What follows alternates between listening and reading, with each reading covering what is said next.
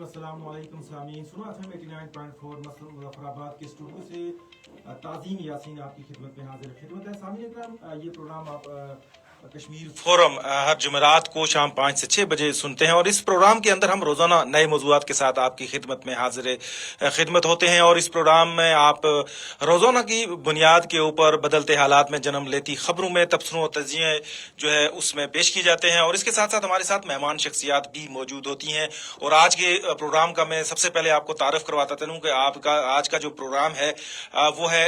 جو بسلسلہ یوم ہلاک پاکستان جو کل منایا جا رہا ہے. اس حوالے سے آج ہم اس پروگرام میں گفتگو کریں گے، اور ہمارے ساتھ ہماری خوش قسمتی ہے کہ ہمارے ساتھ موجود ہیں سردار عتیق احمد خان جو سابق وزیر اعظم آزاد کشمیر ہیں اور صدر مسلم کانفرنس ہیں. اور اس پروگرام میں آج ہماری خوش قسمتی اس وجہ سے ہے کہ جو یوم ہلاک پاکستان کی جب بات کی جاتی ہے تو جس پارٹی کے اجلاس میں یہ قرارداد منظور ہوئی اس کے آج کے صدر ہمارے ساتھ موجود ہیں. تاریخ کے اوپر بڑی گرفت رکھتے ہیں، علمی شخصیت بھی ہیں، سابق وزیر اعظم ہیں، ان کی تعارف کے محتاج نہیں ہے. سردار صاحب کے پاس چلتے ہیں اور بغیر کوئی وقت ضائع کیے، سردار صاحب آپ ہماری آواز کو سن پا رہے ہیں؟ جی تعظیم صاحب آپ کی آواز سن رہا ہوں. اچھا سردار صاحب، سب سے پہلے میں آپ کی طرف آؤں گا. اور یوم ہلاک پاکستان ایک تو منایا جا رہا ہے سرکاری سطح کے اوپر جو ہر سال منایا جاتا ہے. میں صرف آپ سے یہ پوچھنا چاہتا ہوں، جب مختلف قسم کے سوالات ہوتے ہیں کہ کیا آیا یہ اجلاس کیوں کر جو ہے کشمیری عوام کا نمائندہ اجلاس تھا، اس کے اوپر زیادہ ہمیں آپ سے جاننے کی ضرورت ہے. جی تعظیم صاحب بہت شکریہ.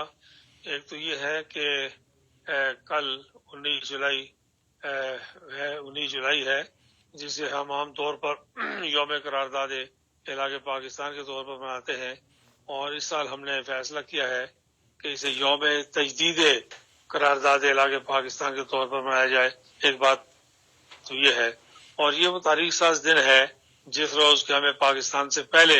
جموں و کشمیر کی عوام نے اپنی تقدیر کو پاکستان کے ساتھ وابستہ کرنے کا فیصلہ کیا تھا. یہ آپ نے بڑا اچھا سوال کیا ہے، اور بھی کئی لوگوں کے ذہن میں یہ سوال ہو سکتا ہے. تو یہ بات سمجھنی چاہیے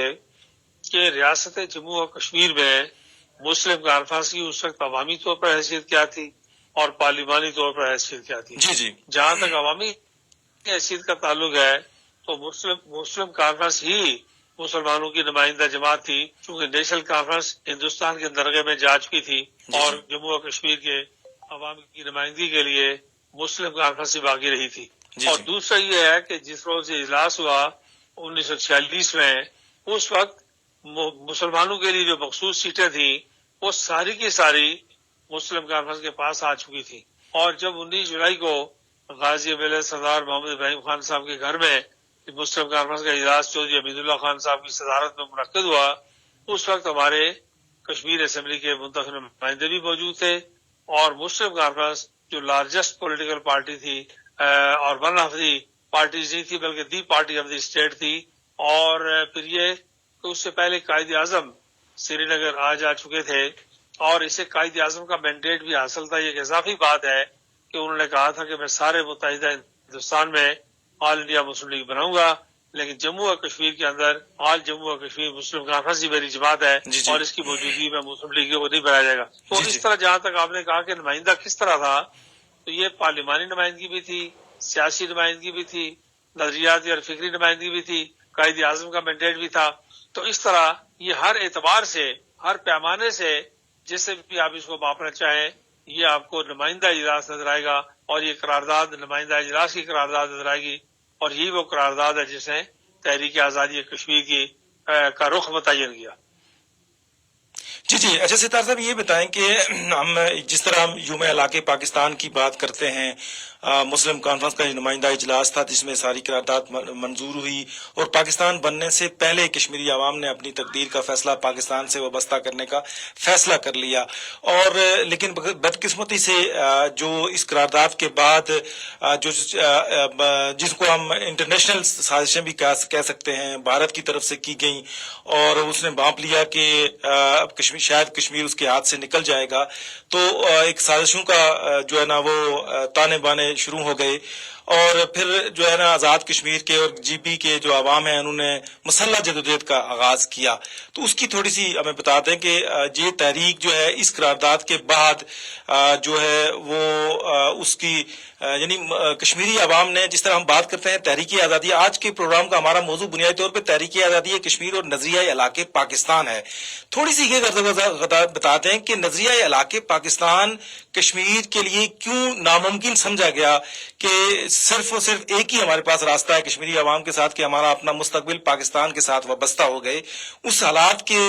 پس منظر میں یہ فیصلہ کس طرح کا تھا؟ یہ دیکھیے ایسے ہے، آپ نے تعظیم سے بڑا اچھا سوال کیا. ایسے ہے کہ متحدہ ہندوستان کی 562 ریاستیں تھیں،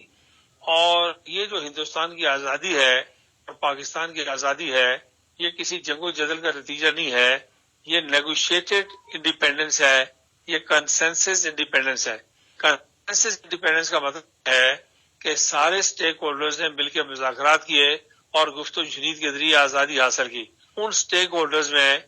آل انڈیا مسلم لیگ، آل انڈیا کانگریس اور برٹش راج جو برطانوی حکومت تھی، یہ 3 فریق تھے. تو ان سب نے مل کر یہ فیصلہ کیا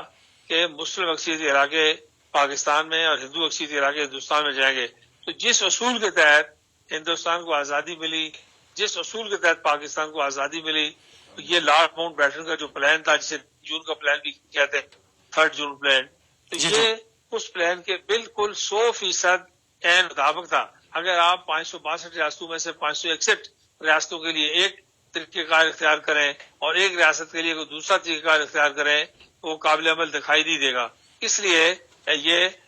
3 جون کے پلان کے ساتھ مطابقت رکھتا ہے، لارڈ ماؤنٹ بیٹن کے پروگرام کے ساتھ مطابقت رکھتا ہے، ہندوستان پاکستان کے لیے آزادی کے لیے جو نیگوسیشن کی گئی اس کے ساتھ مطابقت رکھتا ہے، قرارداد علاقے پاکستان کے ساتھ مطابقت رکھتا ہے. 23 اگست 1947 کو مجاہد اول سردار عبدالقیوم خان نے جو اعلان نیلا بٹ کیا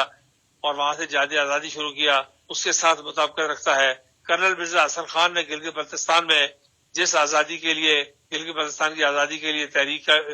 کی قیادت کی، اس کے ساتھ مطابقت رکھتی ہے. اور آخر میں آپ اس کو بین الاقوامی جو معاہدہ جات ہے، انٹرنیشنل قراردادیں ہیں اقوام متحدہ کی، ان کے ساتھ آپ دیکھیں اس میں 48 کی قراردادوں میں آپشن کھلے تھے، لیکن ہندوستان کہ پاکستان یا کشمیری نہیں، خود ہندوستان دوبارہ اقوام متحدہ میں گیا اور اس نے جا کر یہ درخواست کی کہ نہیں، صرف وہی 2 آپشن ہونے چاہیے جو ہندوستان پاکستان کی آزادی کے لیے، یا ہندوستان یا پاکستان. تو یہ آپ اس کو تاریخ کا جو پروسیس ہے،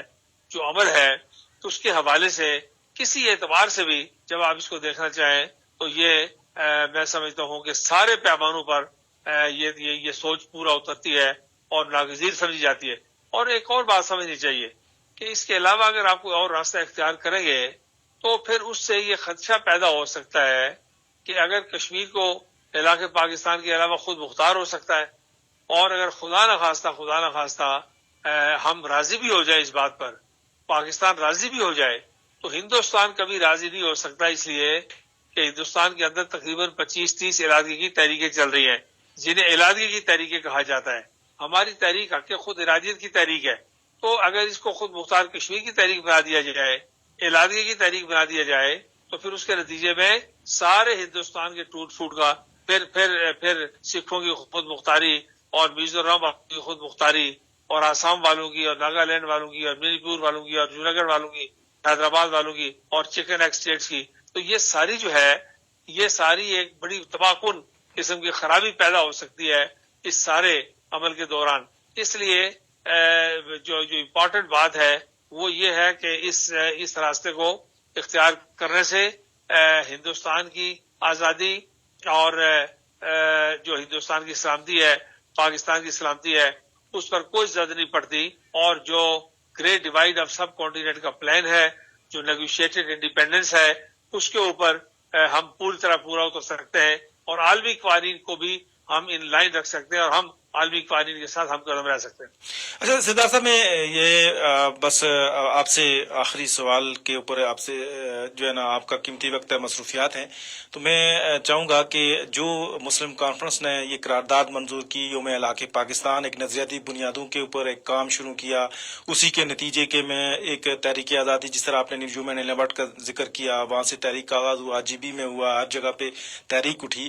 اور اس کے بعد مسلم کانفرنس نے فکری بنیادوں کے اوپر، نظریاتی بنیادوں کے اوپر کام کا آغاز کیا۔ لیکن ہم سمجھ رہے ہیں کہ دیکھیں، اگر آج کل ہم اس طرح کا سیاسی کارکن یا اس میں کمی آ گئی ہے، وہ نظریاتی فکری جو سیاسی کارکن کی تربیت ایک دور میں ہوا کرتی تھی، مسلم کانفرنس کو اگر شامل کریں، بلکہ تمام سیاسی جماعتیں اس سے دور جا رہی ہیں، جس سے ہمارا سیاسی اور بنیادی جو نظریہ ہے، یا ہماری جغرافیائی سرحدوں کے ساتھ ساتھ جو ہماری نظریاتی سرحدیں ہیں، ان کو بڑا ان کے لیے مستقبل کو بڑے خدشات ہیں۔ اس حوالے سے آپ کیا کہنا چاہیں گے؟ بہت اچھا سوال ہے، بہت عمدہ سوال ہے، اور اس پر کسی وقت آرام سے بہت خیر اصل بات کرنی چاہیے۔ میں مختصر سی اس حوالے سے گزارش کرتا ہوں۔ ایک تو یہ ہے کہ یہ بات آپ سمجھیں کہ آزاد کشمیر میں شملہ معاہدے سے پہلے غیر ریاستی جماعتیں موجود نہیں تھیں، اور قائد اعظم کی پالیسی، کشمیر پالیسی کی بنیاد یہ تھی کہ ریاست جموں و کشمیر کے اندر صرف اور صرف ریاستی جماعتوں کو کام کرنے کا موقع دیا جائے۔ جی جی، شملہ معاہدے کے بعد اس پالیسی میں تبدیلی لائی گئی اور پاکستان سے سیاسی جماعتوں کو یہاں لایا گیا۔ ایک بات تو یہ ہے۔ دوسری بات یہ ہے کہ جو پاکستان کی سیاسی جماعتیں ہمارے لیے ان کی قیادت بھی قابل احترام ہے، کارکن بھی قابل احترام ہے، لیکن وہ ساری کی ساری تحریک کے ساتھ وابستہ نہیں ہے۔ مثلا پیپلز پارٹی ہے تو مسئلہ کشمیر کے ساتھ ہوتی ہے، اسی طرح نون لیگ ہے تو مسئلہ کشمیر کے ساتھ ان کے کیا معاملات ہیں، تحریک انصاف ہے تو مسئلہ کشمیر کے ساتھ۔ مسلم کانفرنس تحریک آزادی کشمیر کی بنیاد رکھنے والوں میں ہے،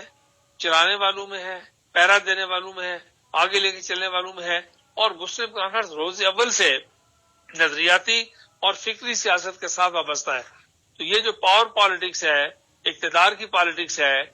پاکستان میں کوئی بھی آئے، پارٹی تبدیل کرو، اس کے ساتھ جڑ جاؤ اور وزیر بشیر یا وزیر اعظم بن جاؤ۔ ایک بات یہ ہے، ابھی آپ نے اسے سنا، ہمارے وزیر اعظم صاحب اللہ ان کو بھلا کرے، کبھی کبھی اچھی بات آدمی کہیں سے بھی کیا دیتا ہے، انہوں نے کہا کہ ہم اس امام میں سب لگے ہیں سوائے صدر مسلم کانفرنس کے۔ تو ان کا اشارہ اسی طرح تھا کہ لوگ، یہ جو نظریاتی سیاست ہے اس کے تقاضے بالکل مختلف ہے، اس میں اقتدار بھی ملتا ہے لیکن بہت باعزت طریقے سے ملتا ہے، اور جو پاور پالیٹکس ہے اس میں آپ کو بہت خراب ہونا پڑتا ہے، رسوا ہونا پڑتا ہے، لیکن اقتدار ملتا رہتا ہے۔ یا اگر آپ پاکستان کی سیاست کا جائزہ لیں تو جو فیلڈ مارشل ایوب خان کی کابینہ میں تھے وہی لوگ بھٹو کی کابینہ میں تھے، وہی خاندان ضیاء اللہ کی کابینہ میں تھے، وہی بے نظیر بھٹو کی کابینہ میں تھے، وہی میاں نواز شریف کی کابینہ میں تھے، تو نظریے کی بات کہاں گئی؟ تو سوال یہ ہوتا ہے اگر مسلم لیگ کا نظریہ مضبوط ہوتا تو بشک پاکستان کبھی بنگلہ دیش نہ بنتا۔ پاکستان میں نظریاتی سیاست کا خاتمہ ہو گیا ہے، پاور پالیٹکس۔ تو ایک بات تو یہ ہے۔ دوسری بات یہ ہے کہ عالمی دباؤ کے تحت پاکستان کی حکومتیں جب بھی مسئلہ کشمیر پر سمجھوتا کرنا چاہتی ہیں تو وہ سب سے پہلے مسلم کانفرنس پر وار کرتی ہیں اور اسے کمزور کرتی ہیں۔ پچھلے 10-15 سالوں میں آپ دیکھیں، اور میں کوئی الزام نہیں لگا رہا، آپ دیکھیں کہ پیپلز پارٹی بنی تو مسلم کانفرنس کو توڑ کر بنی، پیر علی جان شاہ صاحب اور ممتاز راٹھور صاحب۔ جماعت اسلامی بنی تو آپ دیکھیں کہ مولانا عبد الباری صاحب ہمارے سینئر نائب صدر تھے گلگت سے، اور ان کو پہلا امیر بنایا گیا۔ نواز لیگ بنی تو سردار صدر یاد صاحب اور راجہ فاروق حیدر صاحب۔ پی ٹی آئی بنی تو آپ دیکھیں کہ عبدالقیوم نیازی صاحب، دیوان صاحب اور یہ سارے لوگ۔ تو یہ ہر بار مسلم کانفرنس پر وار کر کے اسے کمزور کیا گیا، اسے الیکشن ہرائے گئے، اس کے خلاف پیسہ اور ریاستی جبر استعمال کیا گیا، اور نتیجہ یہ ہوا کہ آج آزاد کشمیر میں جو ہے، جب یہ پیچھے تحریک چلی ہے، سو کال عوامی حقوق کی تحریک، تو اس کے بعد آپ نے دیکھا کہ مسلم کانفرنس کے سوا کوئی ریلی نہیں نکال سکا، کوئی جلسہ نہیں کر سکا، کوئی جلوس نہیں کر سکا، سب پنڈی لاہور جا کے بیٹھ گئے۔ حالانکہ ہم تو دیوار کے ساتھ لگے ہوئے ہیں، ہم شکست خوردہ لوگ ہیں، ہمارے پاس تو ایک سیٹ ہے، مشکل سے اتفاق سے بچی ہے، تو لیکن بڑے بڑے پارٹیاں بیٹھی ہیں، ایک پارٹی اس وقت تک باہر نہیں نکل سکی۔ یہ کوالے کا جھنڈا بھی ہم نے آ کے مسلم کانفرنس کے چیف آرگنائزر ساکو مجید نے لہرایا، اور اس کے بعد باوردی فوج نے آگے سلامی دی۔ تو سوال یہ پیدا ہوتا ہے کہ یہ ظفر آباد کی ریلی، باغ کی ریلی، میرپور کی راولا کوٹ کی ریلی، ابھی نیلم کی ریلی 27 کو ہونے جا رہی ہے، تو یہ جو نظریاتی سیاست ہے اس کے تقاضے مختلف ہیں، اور اللہ کا لاکھ لاکھ لاکھ لاکھ لاکھ لاکھ شکر ہے کہ مسلم کانفرنس 1932 سے لے کر 1939 سے لے کر قرارداد علاقے پاکستان سے لے کر جو منیلا بٹ سے لے کر 70 کی دہائی میں جب وجے اول نے کشمیر بنے کا پاکستان دیا، اس سے لے کر آج تک جس وقت آپ صدر مسلمان سے بات کر رہے ہیں، اس وقت تک مسلم کانفرنس اپنی نظریاتی اور فکری محاذ پر جتنے اس کی بساط ہے، میں نہیں کہتا کہ ہم کوئی سارے فتح کے جھنڈے گاڑ رہے ہیں، ہم بہت کمزور ہیں، بہت شکست خوردہ ہیں، لیکن اس حالت میں ہم اپنی ذمہ داری ضرور پوری کر رہے ہیں۔ تاریخ کبھی ہم پر الزام نہیں دے سکتی اس بات کو۔ جی سر، جو دوسرا آخر میں بس یہی کہیں کہ یوم علاقے پاکستان کے حوالے سے کل آزاد کشمیر بھر میں جلسے جلوس اور ریلیاں نکالی جائیں گی، اور مظفر آباد میں بھی ایک پروگرام ہونے جا رہا ہے، اس کی تھوڑی سی بتاتے ہیں ہمارے سامعین تاکہ وہ بھی آگاہ ہو جائیں۔ ایسے ہے کہ یہ جو کل کا پروگرام ہو رہا ہے 20 جولائی کا، اس کے لیے میں نے بطور صدر مسلم کانفرنس کال دی ہے۔ میں نے کہا ہے لوگوں سے کہ اس وقت چونکہ علاقے پاکستان کی مخالف قوت ابھی سرگرم عمل ہیں، جن کا کچھ نہیں ہے، جن کے پلے بیچاروں کے کچھ نہیں ہے، نہ تاریخ ان کے ساتھ ہے، نہ تحریک ان کے ساتھ ہے، نہ حالات ان کے ساتھ ہیں، بس گالیاں ان کا مقدر ہے اور علاقے پاکستان کی مخالفت کرنے کی باتوں کرتے ہیں۔ تو ہم نے پھر فیصلہ کیا ہے کہ ہم یوم قرارداد علاقے پاکستان کے بجائے یوم تجدید قرارداد علاقے پاکستان، ہم نے کہا ہے کہ سارے ملک میں جہاں جہاں مسلم کانفرنس کے لوگ ہیں اور دوسری باتوں کے اندر بھی علاقے پاکستان کے ماننے والے بڑی تعداد میں ہیں، تو وہ سارے اجتماعات کا انعقاد کریں اور ایک آدمی قرارداد پڑھے، قرارداد علاقے پاکستان، اور باقی لوگ اس کی تائید کریں اور تجدید کریں کہ ہم سب تجدید کرتے ہیں۔ تاکہ میں نے تو کوشش کی تھی، وقت تھوڑا تھا، وزیر اعظم صاحب سے گزارش کی تھی کہ آزاد کشمیر اسمبلی کا اجلاس بھی اس موقع پر بلایا جائے تو یہ بہت اچھا ہو جائے گا، لیکن وقت تھوڑا تھا، اس وجہ سے وہ کل مجھے بتا رہے تھے کہ وقت کم ہونے کی وجہ سے نہیں کر سکے، ورنہ وہ شاید کرتے۔ تو یہ یوم تجدید قرارداد علاقے پاکستان ہے۔ ہم قرارداد علاقے پاکستان کے ساتھ ساری قوم جو ہے اللہ کے فضل و کرم سے کل تجدید کرے گی، اور مظفر آباد روز مارکی میں آل جموں کشمیر مسلم کانفرنس یوتھ ونگ کے زیر اہتمام ایک بڑا اجتماع ہونے جا رہا ہے۔ پھر کشمیر لبریشن سیل جو ہے وہ اجتماع کر رہا ہے یہاں پہ راول پنڈی میں، اور سارے آزاد پاکستان میں جہاں کشمیر سینٹرز ہیں، اور میں حکومت آزاد کشمیر کا شکریہ بھی ادا کرتا ہوں۔ یہ صورتحال ہے۔ بہت شکریہ سردار صاحب، آپ نے ہمیں وقت دیا۔ سامعین اکرام، یہ تھے سردار عتیق احمد خان، سابق وزیر اعظم آزاد کشمیر، جو ہمارے ساتھ گفتگو کر رہے تھے یوم قرارداد علاقے پاکستان کے ضمن میں اور اس کے پس منظر میں اور اس کی تاریخی حیثیت کے حوالے سے، اور اس قرارداد کے ساتھ ساتھ جو ہے موجودہ جو سیاسی معاملات ہیں، ایک سیاسی کلچر ہے، اس حوالے سے بات کر رہے تھے، اور مستقبل کے حوالے سے بات بتا رہے تھے کہ ہمیں کن راستوں کا انتخاب کرنا چاہیے تاکہ ہم جو ادھورا مشن ہے کشمیری عوام کا اس کو ہم حاصل کر سکیں اور ہم آزادی کی نعمت سے مالا مال ہو سکیں۔ یہ تھے سردار عتیق احمد خان جو ہمارے ساتھ گفتگو کر رہے تھے، اور ہمارا پروگرام جاری رہے گا، لیکن سوشل میڈیا کے ناظرین سے ہم یہاں لیں گے اجازت، اور اس کے بعد ایک بریک لیں گے۔ بریک کے بعد پھر ہم ریڈیو کی فریکوینسی کے اوپر 89.4 پہ اوپر ہمارا پروگرام